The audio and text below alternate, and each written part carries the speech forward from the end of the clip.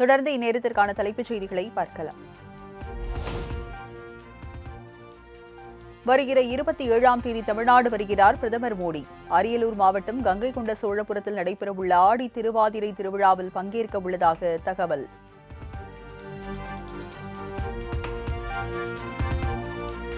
இரண்டாயிரத்தி 26 சட்டமன்ற தேர்தலில் திமுக ஆட்சியை வீட்டிற்கு அனுப்ப மக்கள் தயார். அதிமுகவின் பை பை ஸ்டாலின் அணுகுமுறைக்கு மக்களிடம் மிகுந்த வரவேற்பு உள்ளதாகவும் இபிஎஸ் பெருமிதம்.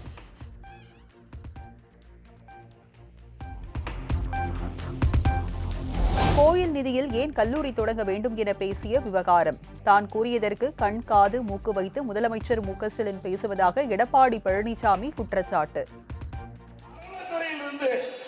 நிதி எடுத்து கல்லூரி அமைச்சா மாணவர்களுக்கு தேவையான வசதி முழுவதும் கிடைக்காது. அறநிலையத்துறையிலிருந்து தான் அதுக்கு தேவையான நிதி ஒதுக்க முடியும். மாணவருடைய நலன் கருதி அதை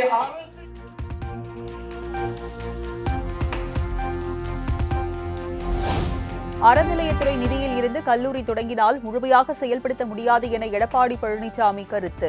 அறநிலையத்துறை நிதியில் கல்லூரி நடத்துவதால் மாணவர்களுக்கு அனைத்தும் கிடைக்கவில்லை எனவும் விளக்கம். கல்லூரி வளர வளர கட்டணம் தேவை. அதுக்கு பல பிரிவுகள் புதுசா உருவாக்க வேண்டும். அரசாங்க கல்லூரியா இருந்தா அனைத்து கிடைக்கும். ஆனா அறநிலையத்துறையில் இருந்தா நிதிகள் பெறுவது சிரமம். மாணவர்கள் பாதிக்கப்படுவாங்க. மாணவர்கள் பாதிக்க கூடாது என்பதற்குத்தான் இதை நான் சுட்டிக்காட்டினேன்.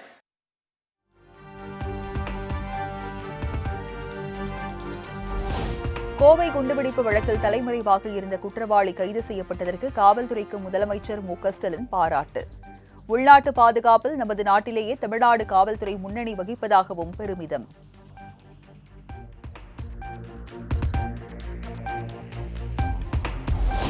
கல்விக்காக கோயில் நிதியை செலவு செய்வது தவறு என்று சொல்வதை ஏற்க முடியாது. கோயிலை விட கல்விக்குத்தான் அதிக செலவை செய்ய வேண்டும் எனவும் இபிஎஸ்ஸின் கருத்துக்கு எம்பி கார்த்தி சிதம்பரம் பதில்.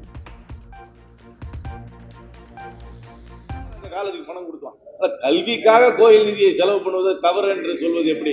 என்னை பொறுத்த வரைக்கும் இன்னும் கோயிலை விட கல்விக்கு தான் அதிகமாக செலவு பண்ணணும்.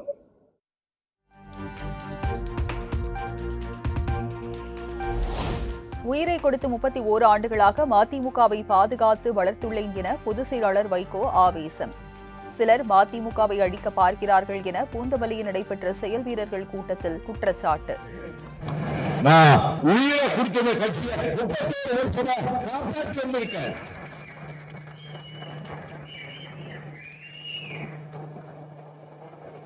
நம்மை குறிவைத்து தாக்குகிறார்கள். நம்முடைய இயக்கம் இருக்கக்கூடாது என்று நினைக்கிறார்கள்.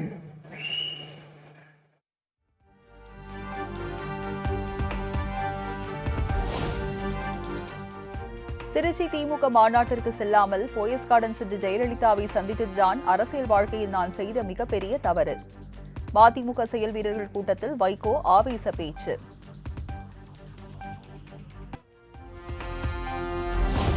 தமிழகத்தில் இருந்த மேய்ச்சல் நிலங்கள் எல்லாம் எங்கே போனது என சீமான் கேள்வி. அதை பற்றி நமக்கு கவலை இருக்கிறதா எனவும் ஆவேசம்.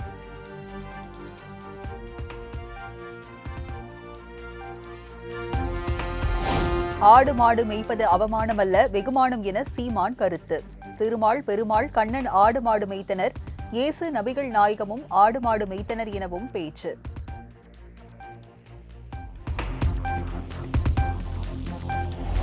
மாணவன் படிக்கவில்லை என்றால் நன்றாக சொல்லிக் கொடுங்கள், அதை விடுத்து ஆடு மாடு மேய்க்கத்தான் லாய்க்கு என்று எங்களை அவமானப்படுத்தாதீர்கள். மதுரையில் மேய்ச்சல் நிலம் எங்கள் உரிமை, ஆடு மாடுகளின் மாநாட்டில் மாடுகள் சார்பாக நாம் தமிழர் கட்சி ஒருங்கிணைப்பாளர் சீமான் பேச்சு. அவ்வளவு இழிவு அவமானமாகிவிட்டதா? ஆகிவிட்டதா? ஆடும் மாடும் மேய்ப்பது அவமானம் அல்ல, வெகுமானம் வருமானம் என்பதை உணராதவரை சொல்லிக் கொடு.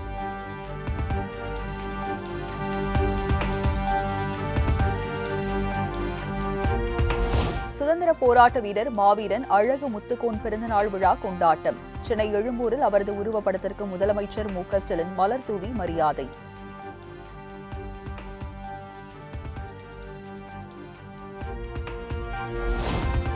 தமிழகத்தில் இனி எந்த கட்சி ஆட்சிக்கு வந்தாலும் ஆன்மீக ஆட்சிதான் அமையும். கோவையில் நடைபெற்ற நிகழ்ச்சியில் பாஜக மாநில முன்னாள் தலைவர் அண்ணாமலை பேச்சு.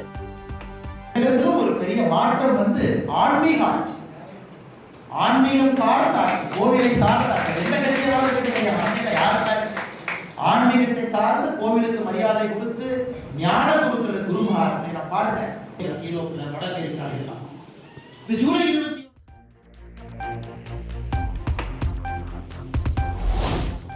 நாம் அனைவரும் இணைந்து உழைத்து புதிய வரலாற்றை படைப்போம்.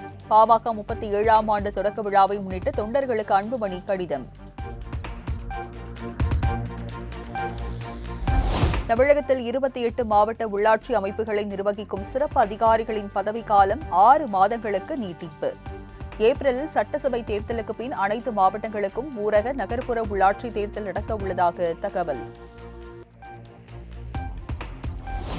34 அரசு உயர்நிலை மேல்நிலைப்பள்ளி தலைமை ஆசிரியர்களுக்கு மாவட்ட கல்வி அலுவலர்களாக பதவி உயர்வு தமிழ்நாடு அரசு அறிவிப்பு.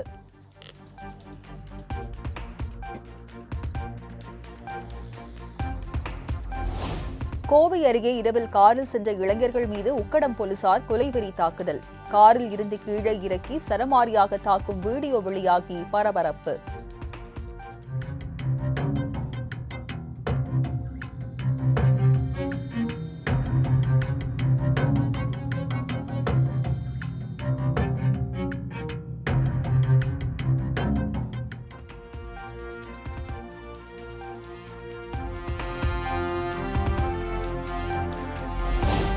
இரு பிரிவினரிடையே மோதலை ஏற்படுத்தும் வகையில் பேசியதாக மதுரை ஆதீனம் மீது பதியப்பட்ட வழக்கு.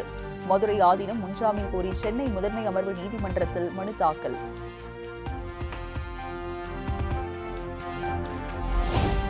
காரைக்குடி மாநகராட்சி திமுக மேயர் முத்துதுரைக்கு எதிராக திமுக, அதிமுக, காங்கிரஸ், கம்யூனிஸ்ட், சுயேட்சை கவுன்சிலர்கள் போர்க்கொடி. மேயருக்கு எதிராக நம்பிக்கையில்லா தீர்மானம் கொண்டுவர கோரி மாநகராட்சி ஆணையாளரிடம் மனு.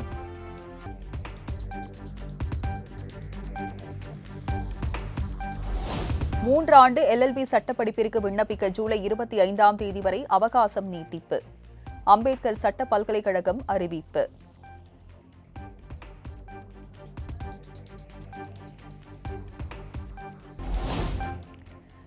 விடிய விடிய கிரிவலம் முடிந்து சொந்த ஊர்களுக்கு புறப்பட்ட ஆயிரக்கணக்கான பக்தர்கள். திருவண்ணாமலை ரயில் நிலையத்தில் அலைமோதிய மக்கள் கூட்டம்.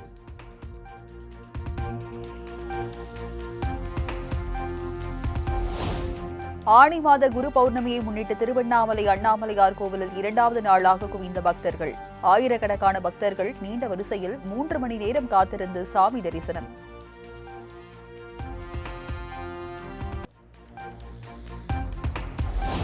திருப்பரங்குன்றம் சுப்பிரமணிய சுவாமி கோவில் குடமுழுக்கு விழா 2ஆம் கால யாகசாலை பூஜை கோலாகலம். ஏராளமான பக்தர்கள் பங்கேற்று சுவாமி தரிசனம். षण्ण इन्द्रो बृहस्पतिः शन्नो विष्णोरुरुक्रमः बहवस्सनीलाः तथिक्स्राशीर्षा पुरुषः सहस्राक्षः सहस्रा.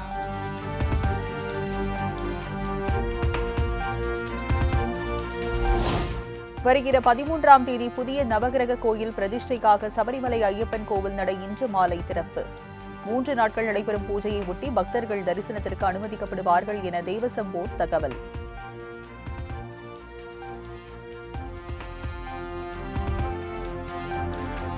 கர்நாடக மாநிலம் மைசூருவில் மாரடைப்பு சம்பவங்கள் அதிகரித்து வருவதாக புகார்.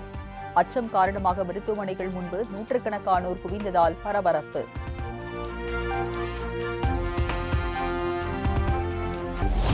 நிபா வைரஸ் குறித்து தமிழக மக்கள் பீதியடைய தேவையில்லை என பொது சுகாதாரத்துறை விளக்கம். கேரளாவை ஒட்டியுள்ள பகுதிகளில் உரிய முன்னெச்சரிக்கை நடவடிக்கைகள் மேற்கொள்ளப்படுவதாக அறிக்கை.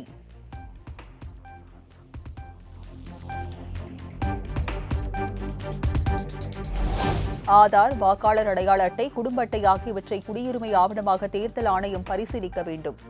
பீகார் மாநிலத்தில் சிறப்பு தீவிர திருத்தம் என்ற பெயரில் வாக்காளர் பட்டியலில் திருத்தம் மேற்கொள்ளப்படுவதற்கு எதிரான வழக்கில் உச்சநீதிமன்றம் உத்தரவு.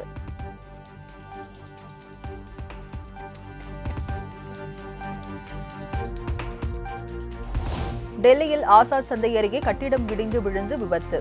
ஒருவர் உயிரிழந்த நிலையில் மற்றொருவர் படுகாயங்களுடன் மருத்துவமனையில் அனுமதி.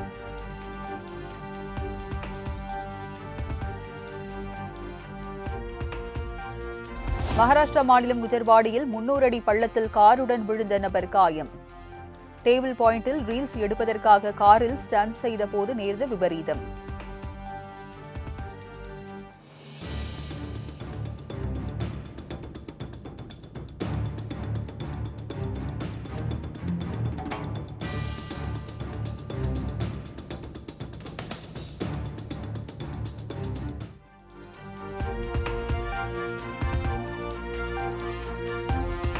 தென்கொரியாவில் அவசர நிலையை பிரகடனம் செய்தது தொடர்பான வழக்கில் சாட்சிகளை அழிக்க முயன்றதாக தொடரப்பட்ட வழக்கு. நீதிமன்ற உத்தரவுப்படி முன்னாள் அதிபர் யூன் சுக் யோல் மீண்டும் சிறையில் அடைப்பு.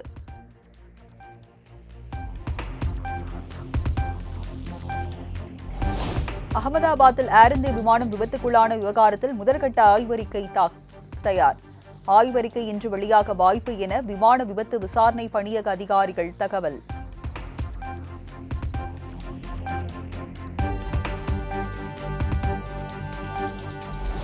அமெரிக்காவின் ஹவாயில் ஓய்வின்றி நெருப்பு குழம்பை உமிழும் கிலாவுயே எரிமலை 150 அடி உயரம் வரை நெருப்பு குழம்பு சீறுவதால் தொடர்ந்து கண்காணிக்கப்பட்டு வருவதாக தகவல்.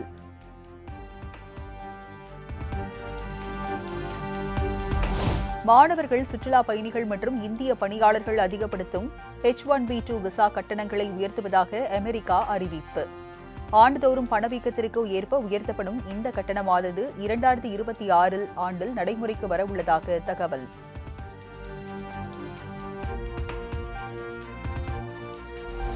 சர்வதேச விண்வெளி நிலையத்தில் உள்ள சுபான்ஷு சுக்லா குழு வருகிற 14ஆம் தேதி பூமிக்கு புறப்பட உள்ளவர்களை உற்சாகமாக வரவேற்க உள்ளதாக நாசா தகவல்.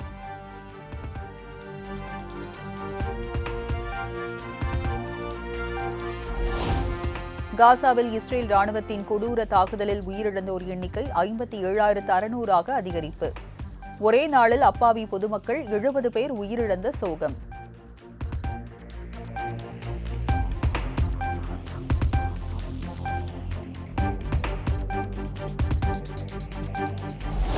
மலேசியாவில் ஹெலிகாப்டர் ஒன்று திடீரென கடலில் விழுந்ததால் பரபரப்பு. தொழில்நுட்ப கோளாறால் ஏற்பட்ட விபத்தில் 5 பேர் நல்வாய்ப்பாக மீட்பு.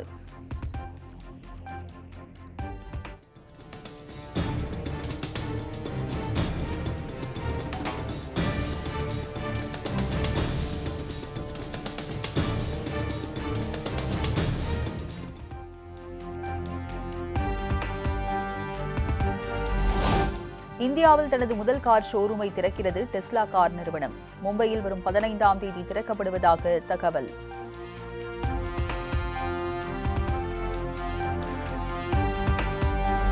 கிரிக்கெட் வரலாற்றில் தொடர்ச்சியாக 5 பந்துகளில் 5 விக்கெட்டுகளை வீழ்த்தியது அயர்லாந்து ஆல்ரவுண்டர் கர்டிஸ் கேம்பர். மாகாணங்களுக்கு இடையேயான T20 டிராபியில் அடுத்தடுத்து விக்கெட்டுகளை வீழ்த்திய அசத்தல்.